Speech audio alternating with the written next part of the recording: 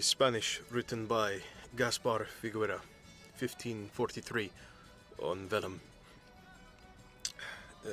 Figuera, a Spaniard who had traveled to Peru with Francisco Pizarro.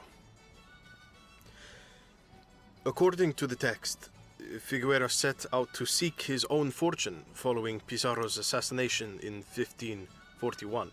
He was accompanied by Hernando Ruiz, Diego Garrido, Luis de Mendoza, and Pedro de Velasco, fellow conquistadors who had served with Pizarro.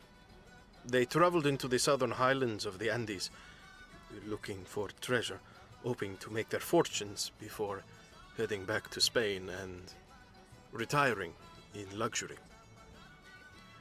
Hearing rumors of an ancient temple filled with gold, the men set off into the mountains southwest of Lake Titicaca.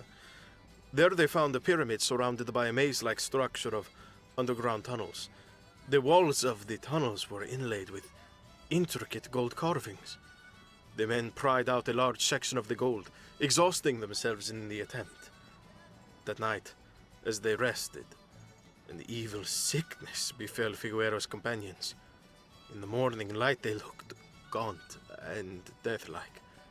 Complaining of agonizing hunger, they pursued Figuera.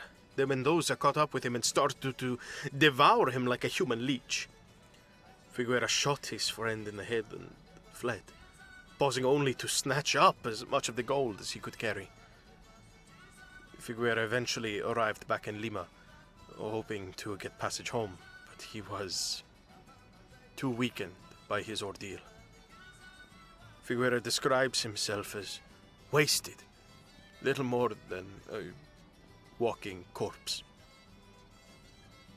I read final confessions as Figuera's attempts to lift the guilt that his avarice had placed upon him. He believed that his fate and that of his companions was brought by their desecration of a holy place, and his most fervent wish was that he could undo the damage he had inflicted. He describes how he can still hear his friends' voices crying out with inhuman hunger, and how in the dark of the night he can hear another voice, ancient and seductive, promising him eternal life if he returns to the temple. The voice told Figuera how to contact it, but it seems he was too afraid to ever attempt this. A postscript written by the priest who performed the last rites states that Figuera died a day after completing his final confessions. His last words were an entreaty to whatever gods were listening to forgive him for his blasphemies.